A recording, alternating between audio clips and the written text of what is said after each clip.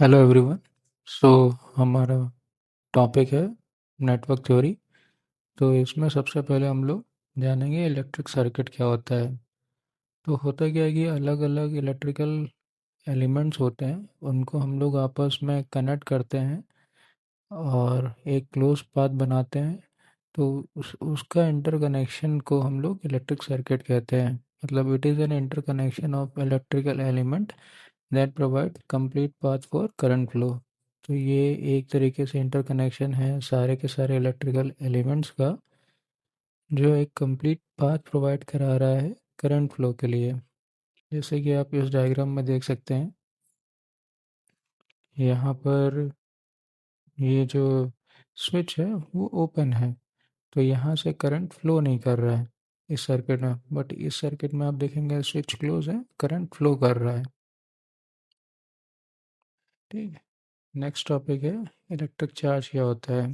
जैसे मान लीजिए कोई बॉडी है, तो उस बॉडी के अंदर अलग अलग, जैसे कोई मैटर है तो उसके अंदर अलग अलग एटम्स होते हैं, और एटम्स के अंदर ही आप देखेंगे इलेक्ट्रॉन होता है, प्रोटॉन होते हैं, तो उनको हम चार्ज कहते हैं। तो इसको इस तरीके से लिख सकते हैं कि that electrical property of the atomic particle of which matter consist.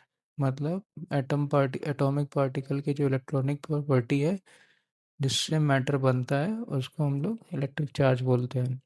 इसकी यूनिट कूलम्स में होती है। और जैसे इलेक्ट्रॉन और प्रोटॉन होते हैं, इलेक्ट्रॉन को हम लोग नेगेटिव चार्ज बोलते हैं, प्रोटॉन को पॉजिटिव चार्ज बोलते हैं। तो वन इलेक्ट्रॉन क्या होता है, -1.6 × 10⁻⁻19 कूलम इतना चार्ज होता है।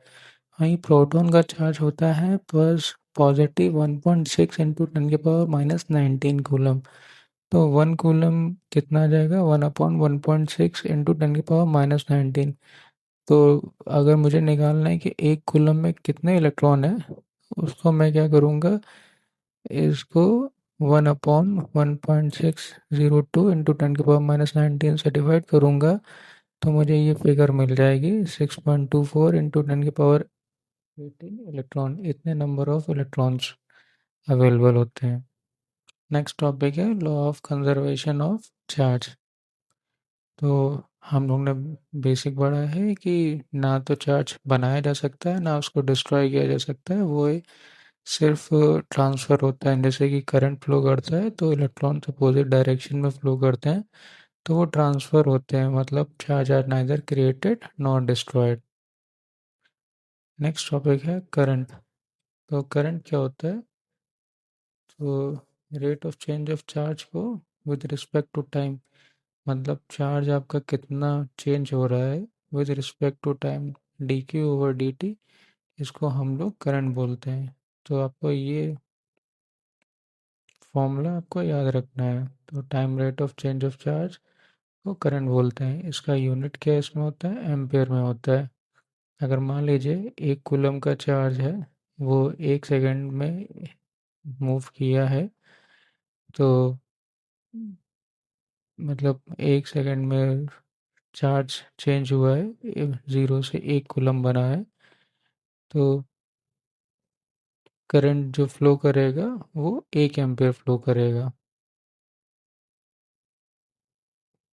तो ऐसे टाइम, अगर मुझे टोटल चार्ज अगर निकालना है, तो Q T equal to integrate कर देंगे टी नॉट टाइम से टी टाइम के बीच, तो आप आई टी को डी टी का साथ, तो आपको चार्ज मिल जाएगा इस फॉर्मूले से। तो ये चार्ज निकालने का तरीका होता है, फॉर्मूले से निकाल देते हैं।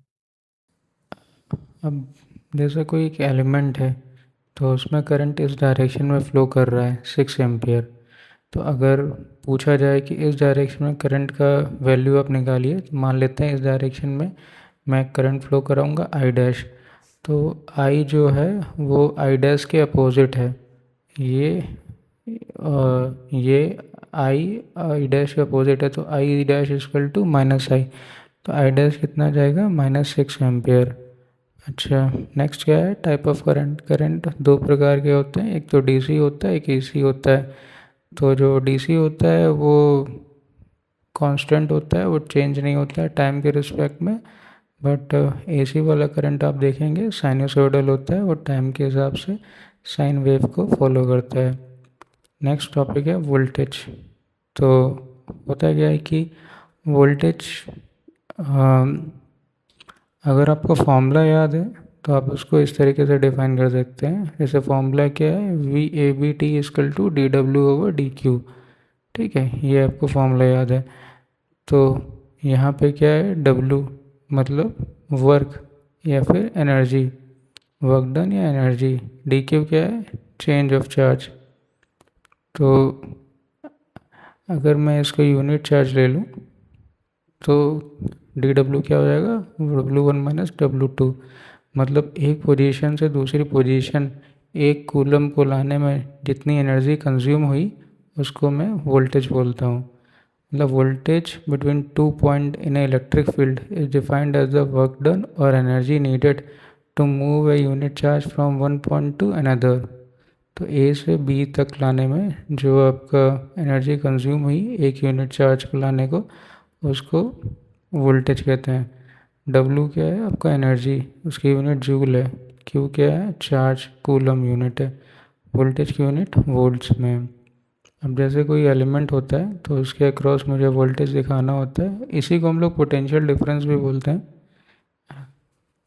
तो VAB, आप जैसे ये एलिमेंट है तो ये पॉजिटिव है, ये नेगेटिव है, तो VAB क्या हो जाएगा, VAB VBA का उल्टा होगा।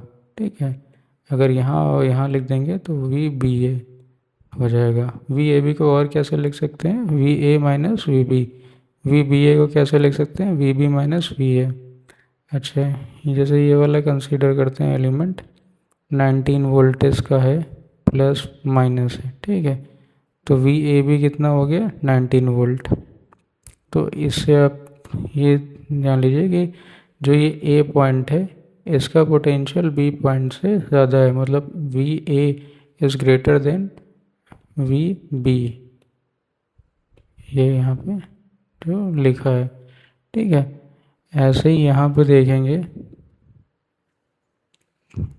VA, जैसे मान लीजिए कि ये -19 वोल्टेज है, ये प्लस है, ये माइनस है। तो -19 को कैसे लिख सकते हैं, यहाँ प्लस लिख दीजिए, यहाँ माइनस हो जाएगा। ठीक है, जैसे इसमें लिखा है। तो VAB = ये क्या हो जाएगा, -19 वोल्टेज, मतलब VA लेस देन VB, मतलब VB is greater than VA। ठीक है, तो इस तरीके से आप समझ सकते हैं, मतलब पॉजिटिव साइन का वोल्टेज ज़्यादा रहेगा नेगेटिव साइन के वोल्टेज से।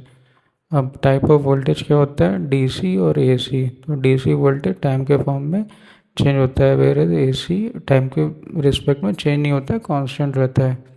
बट आप AC वोल्टेज देखेंगे तो वो साइनसोइडल कर्व को फॉलो करता है। तो अब एक क्वेश्चन देख लेते हैं कि जैसे मान लीजिए 500 इलेक्ट्रॉन है, तो आपको टोटल चार्ज बताना है कि उसमें कितना चार्ज वो रिप्रेजेंट करेगा। तो एक चार्ज का जो एक इलेक्ट्रॉन का चार्ज होता है -1.602 × 10⁻⁻19। तो 5000 अगर इलेक्ट्रॉन है तो उसको आप मल्टीप्लाई कर दीजिए, आपको आंसर आ जाएगा 8.01 × 10⁻16 कूलम।